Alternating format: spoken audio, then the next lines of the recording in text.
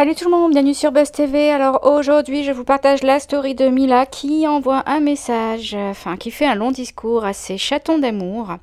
Voilà, puisqu'elle ne comprend pas que ces chatons d'amour puissent croire que les princes soient scénarisés. Voilà, donc Marie-Charlotte, on va dire qu'elle a la mémoire assez courte. Avant la story, je vous mets le message échangé entre elle et Moujdadat avant le tournage.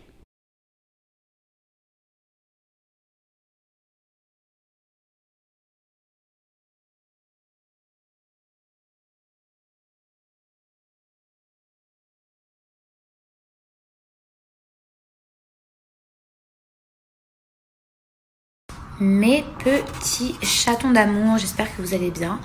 J'ai l'impression que c'est un petit peu le rendez-vous chaque soir, le petit rituel, genre en mode, vous voyez, au petit comptoir et tout, j'installe mon téléphone. En fait, je trouve ça tellement plus agréable de parler avec ses mains, même d'être un petit peu plus loin que genre un gros plan comme ça. Quoi que... Non, je rigole.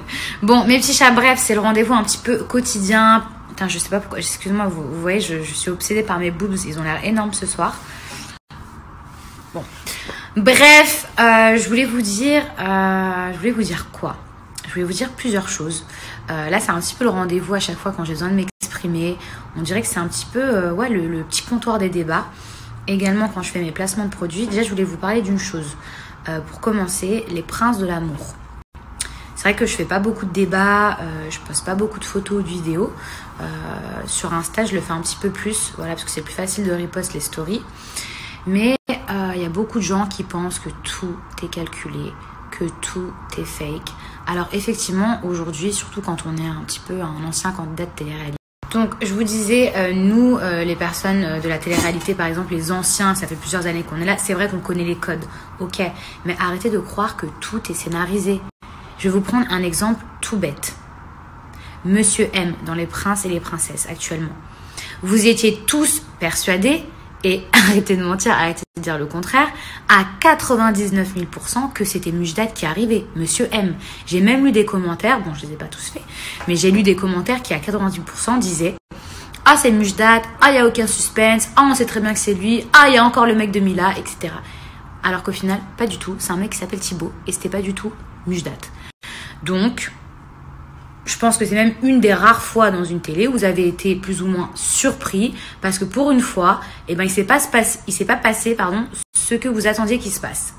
Vous avez été surpris parce que vous étiez tous persuadés que c'était Moujdadat. Donc c'est pour ça, arrêtez de croire que tout est scénarisé.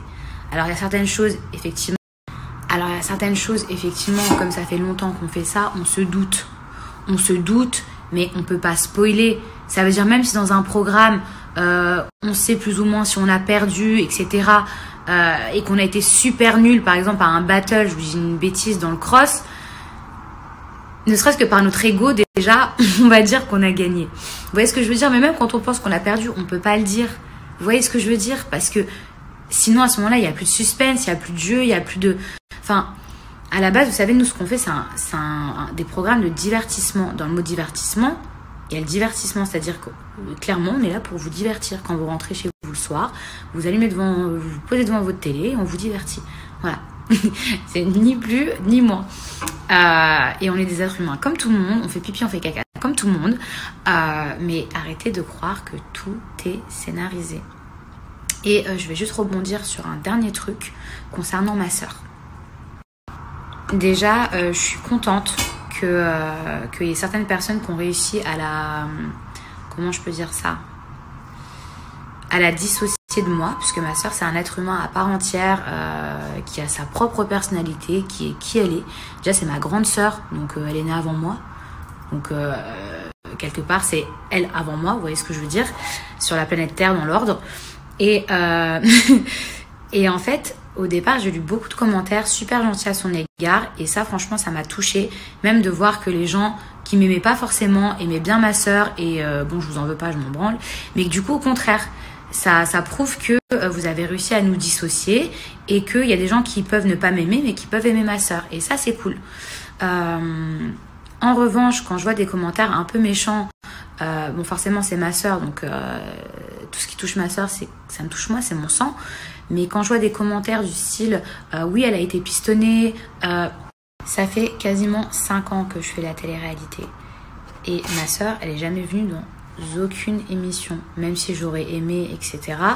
Donc, si j'avais des parts ou un droit de parole dans la production, elle serait venue depuis bien plus longtemps si j'avais pu ou si j'avais la main là-dessus.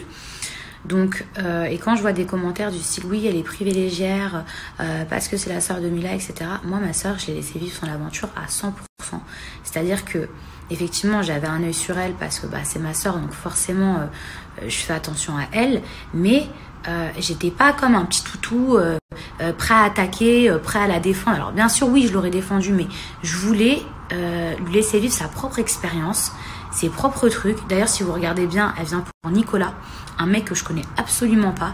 Elle n'est pas du tout venue pour un pote ou même un mec que, par exemple, avec qui je m'entendais pas, un mec comme Ilan. Donc il n'y a rien qui est scénarisé puisque Nico, elle le connaissait même pas. Et quand je vois des commentaires ou même des gens de l'aventure des princes et des princesses qui se permettent de dire oui, elle était privilégiée parce que c'était sa sœur. Ma sœur, elle était logée au même titre que tout le monde.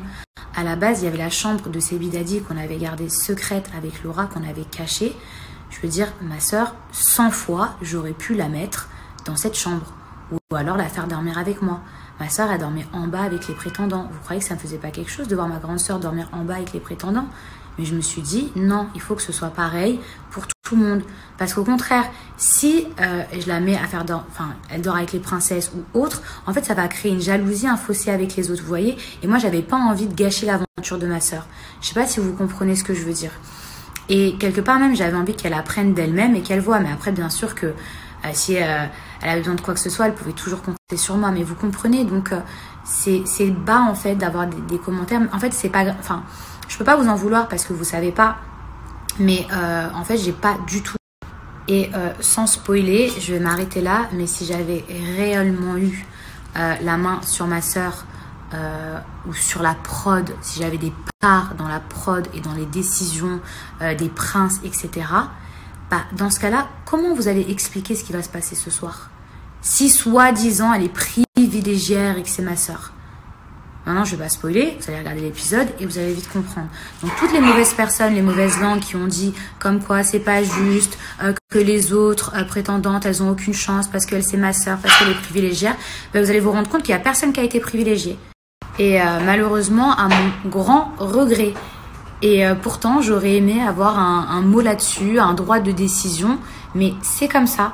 C'est comme ça. Je suis personne, je ne fais pas partie de la prod. Et vous verrez bien par vous-même.